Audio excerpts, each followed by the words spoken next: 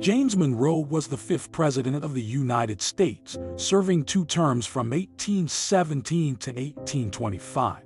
He was the last president of the Virginia dynasty, a group of presidents who were all from Virginia and who served in the early years of the Republic.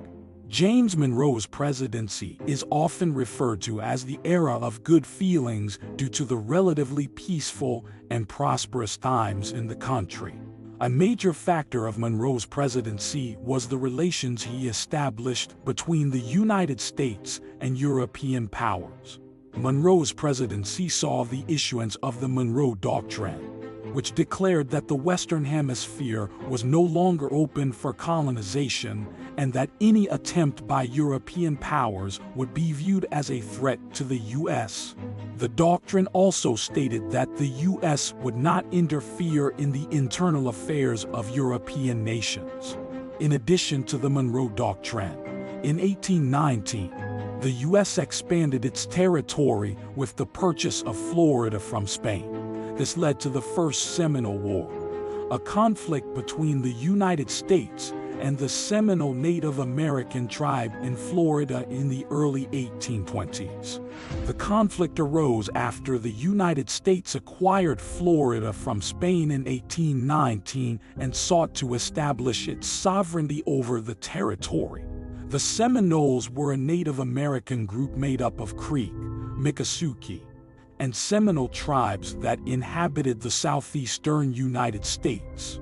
In the early 1820s, the Seminoles resisted U.S. efforts to establish control over Florida and to remove them from their land. In response to the resistance, President James Monroe ordered U.S. troops to Florida to enforce U.S. sovereignty and remove the Seminoles from the territory. The conflict, which lasted from 1817 to 1818, was characterized by guerrilla warfare and raids by both sides. The U.S. military was successful and the Seminoles were forced to sign the Treaty of Moultrie Creek, which ceded land to the United States and required the Seminoles to move to a reservation. The First Seminole War was the first major conflict between the United States and Native American tribes in the Southeast, and it established U.S. control over Florida. The conflict had lasting consequences for the Seminoles, who were forced to move from their ancestral lands and were later involved in additional conflicts with the U.S. government. The Panic of 1819 was the first major financial crisis in the United States. It was a time of high unemployment rates, as well as social and political unrest. One of the main causes was a decline in the demand for cotton, which was a major export crop for the United States at the time, due to a decrease in the price of cotton on the world market and a shift in demand toward other crops. Another factor that contributed to the Panic of 1819 was a credit bubble that had developed in the U.S. economy. During the years leading up to the panic, banks and other financial institutions made extensive loans to farmers and businesses. This was fueled by the availability of credit and the expectation that the value of assets, such as land, would continue to rise. When the value of these assets began to decline, many borrowers were unable to make their loan payments, leading to a wave of defaults and foreclosures. The Panic of 1819 was also exacerbated by a decrease in foreign investment in the U.S. economy, a consequence of a slowing global economy and the Napoleonic Wars in Europe. President Monroe signed the Missouri Compromise in order to address the issue of slavery and its subsequent expansion.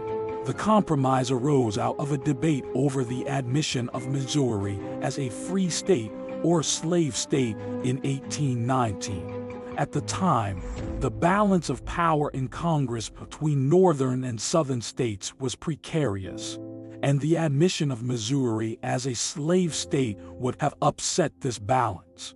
To resolve the issue, The Missouri Compromise established a line at the 3630 parallel that divided the Louisiana Purchase into two parts.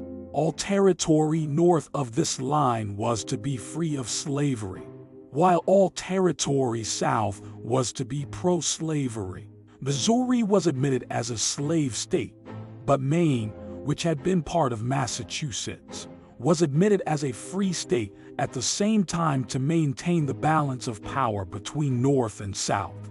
The Missouri Compromise was a temporary solution that did not address the issue of slavery between the North and South. It was later superseded by the Kansas-Nebraska Act of 1854, which effectively repealed the Missouri Compromise by allowing popular sovereignty to decide the state's stance. Overall, James Monroe's presidency was marked by a focus on foreign policy, expansion, and the strengthening of the federal government. He is remembered as a key figure in the early history of the United States, and his legacy continues to influence U.S. foreign policy today.